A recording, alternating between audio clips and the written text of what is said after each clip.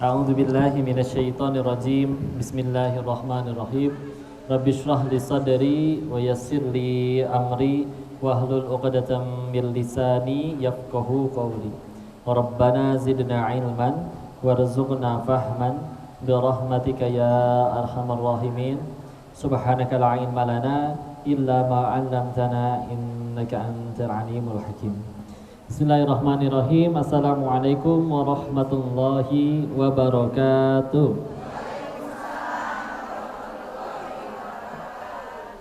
Alhamdulillahirabbil alamin. Alhamdulillahilladzi anzala sakinata fi qulubil mu'minin liyazdadu imana ma'a imanihim. Segala puji teruntuk hanya kepada Allah,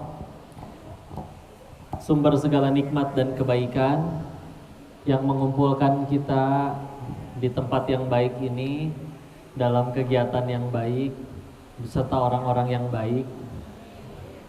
Ibu baik nggak, Bu? Insya Allah baik atuh, udah hadirnya di majelis ilmu insya Allah ya. Maka semoga Allah melimpahkan ridha dan rahmatnya bagi kita hari ini, amin ya rabbal alamin. Dan salawat beserta salam semoga selalu tercurah kepada junjungan kita baginda Rasulullah Muhammad sallallahu alaihi wasallam. Pertama salam ta'zim kepada para sesepuh, guru-guru kita, sosok yang dimuliakan oleh Allah. Tadi diperkenalkan ada Ustaz Hera, Ustaz Didin, Ustaz Ade, Bapak Ketua HOC, insyaallah. Izin ya Pak, nggak apa-apa ikut ngaji di sini. Ini topian nggak apa-apa? Buka.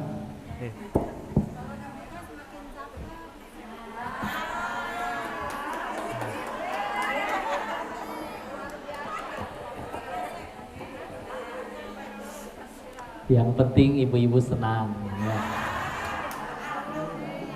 Mau diapain aja sih saya teh, Bu?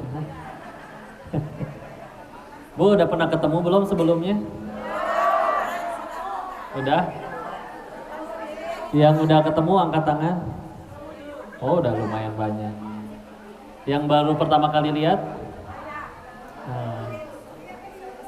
Bagus yang asli, bagus yang di video. Paling tepat strategi pemasarannya seperti ini, Pak. Kata saya benar, kata orang lain belum tentu. Kenapa? Karena standarnya akal manusia bisa salah. Tapi kalau bicaranya, misalkan hadirin orang Islam wajib sholat loh. Ada yang berani ngebantah? Angkat tangan. Enggak. Dari kiai sampai tukang mabok juga tahu itu wajib. Ya, tugas kita cuma memastikan yang disampaikan itu benar-benar kebenaran. Baik itu berarti dari Al-Quran maupun hadis sahih. Dua, memastikan yang disampaikan sudah diamalkan. Karena setiap orang bebas berdongeng ya. Bapak-bapak marahin anaknya, "Nah, jangan ngerokok ya." Wah, bari ngebul. Si anak bingung. Ya. Insyaallah. Udah serem jadi tegang begini. Insyaallah. Enggak, tenang ya. Allahnya Maha baik. Ini ngelihat wajah-wajahnya sebentar, saya tatap satu persatu ya.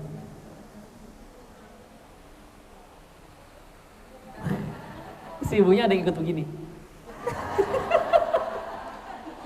Kecil loh. Enggak ya? Bismillah. Kalau dari tadi dilihatin wajahnya satu-satu sih kelihatannya nggak ada yang pernah jadi bandar judi di sini, Bu. Ya. Berarti yang saya tahu saya yang dosanya paling banyak di sini ya. Jadi justru mohon doanya mudah-mudahan wafat dalam keadaan tobatnya udah diterima sama Allah ya. Karena dia nggak pernah tahu ya udah diterima atau belum. Bismillah. Maka dari itu, bismillah, kita selalu harus meningkatkan takwa.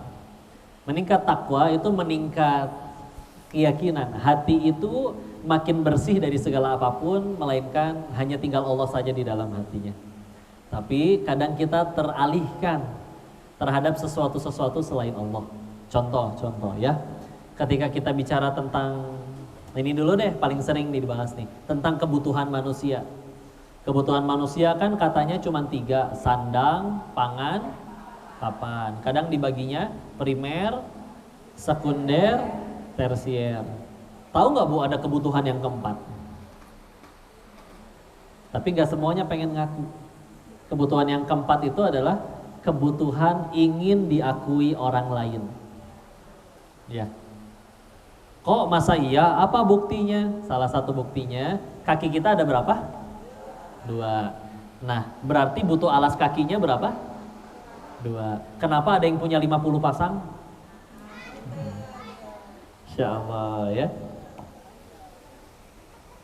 Kok terserah dia tuh, orang belinya juga pakai uang halal, gak ngutang, gak nyuri, masa gak boleh beli sepatu sebanyak itu?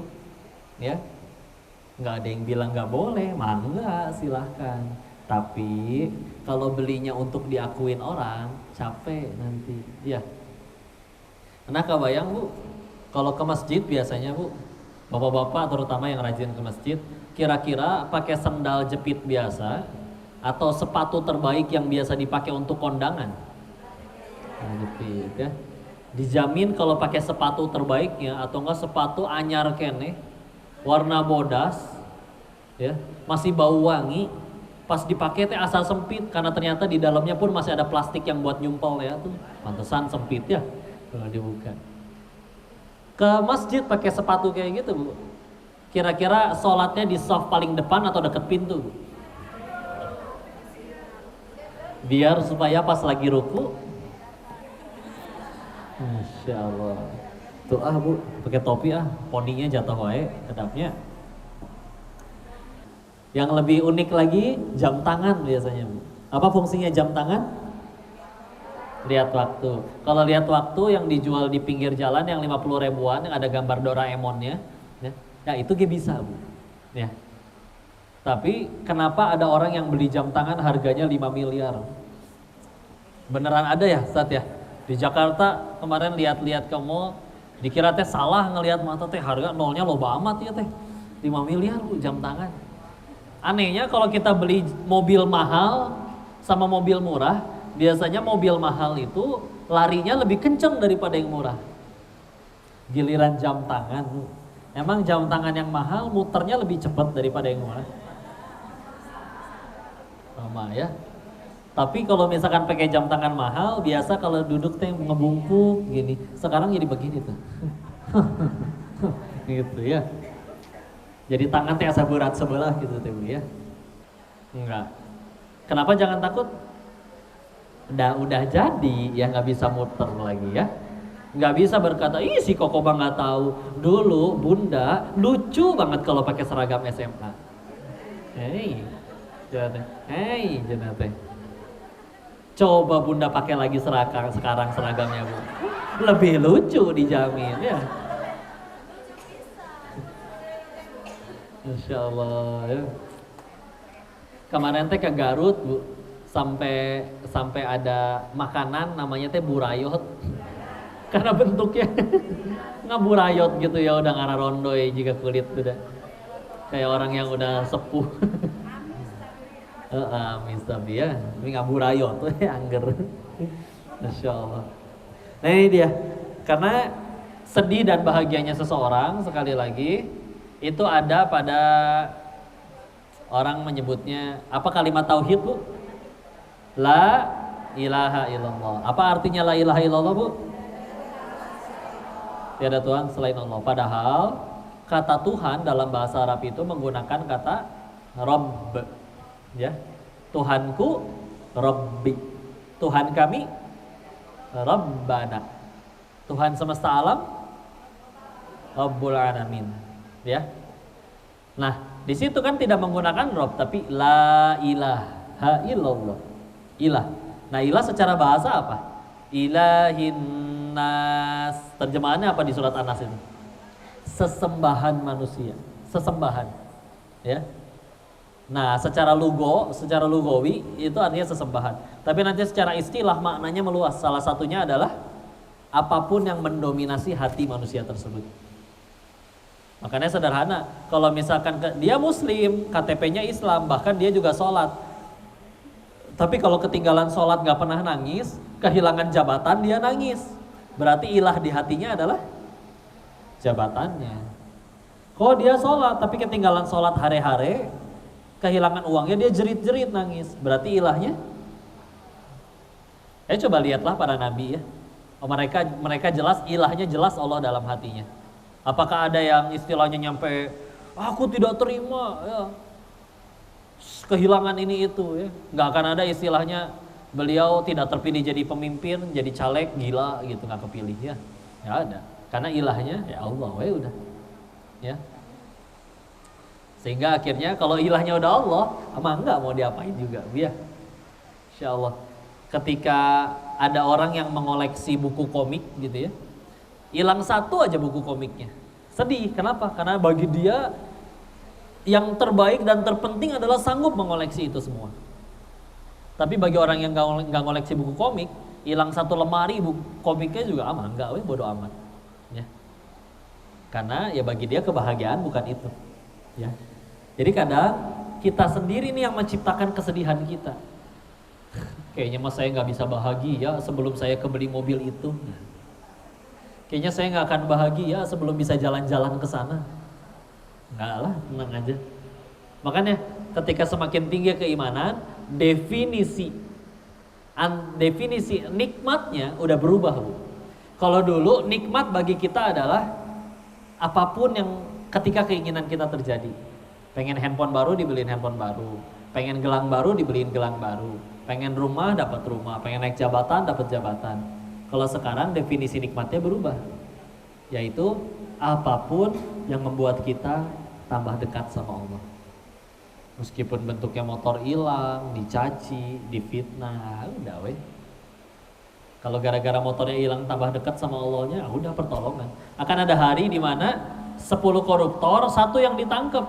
Pertama ditangkap, yang 1 nangis. Kenapa teman saya yang 9 gak ditangkap? Kenapa saya doang? Tapi akan ada hari di mana 1 orang yang ditangkap itu nanti bersyukur di hadapan Allah. Alhamdulillah ya Allah, saya yang ditangkap. Jadi sempat tobat. Jadi lumayan DP penggugur dosa. Ya. Ada di hadis yang salah satu hadis yang cukup panjang, di hadis riwayat Imam At-Tirmizi. Au kama qala Rasulullah SAW bersabda yang maknanya akan ada golongan orang yang berharap menggunting-gunting tangan mereka sendiri, daging mereka sendiri. Karena apa? Karena melihat orang yang di dunia hidupnya pahit, ya, pahit, menderita, lapar dan lain-lain, tapi dia bersabar. Lalu ia melihat nih ganjaran yang akan diterima oleh orang yang mengalami kepahitan tersebut. Nah itu orang yang seumur hidup gak pernah lapar, gak pernah demam, gak pernah sakit, gak pernah menderita. Itu iri tuh sama yang menderita itu. Berharap mendingan aku aja ya Allah yang dapat kepahitan tersebut. Sampai mereka berharap menggunting-gunting tangan mereka sendiri. Kalau tahu pahitnya ngadepin hidup di dunia, ganjarannya tuh surga senikmat itu. Ya. Makanya kadang mah kita ketuker, Bu. Aduh kasihan ya, itu anak-anak di Palestina masih umur 5 tahun, 10 tahun udah kena ledakan. Kata kita yang kasihan. Di sana, Bu, anak umur 5 tahunan minimal udah hafal 5 sampai 10 juz, Bu. Saking sayangnya Allah, udahlah enggak usah lama-lama hidup sampai akil balik, nanti punya dosa duluan, udah segera pulang, udah pulang aja. Ya. Meninggal sebelum akil balik, enggak punya dosa. Ke surga enggak, Bu? Surga. Bisa jadi mereka yang lagi ngomongin nih, itu ngapain ya si Kodenis hidup lama di Indonesia tapi cuma nambah-nambah siksaan doang, nambah kuota dosa doang, nambah amalan yang buruk doang. Rugi amat hidup lama-lama gak jadi amal soleh. Mereka yang kasihan sama kita, padahal katanya kita yang kasihan sama mereka. Aduh kasihan. Majelis Taklim Asmaul Husna HOC Indonesia, dari kita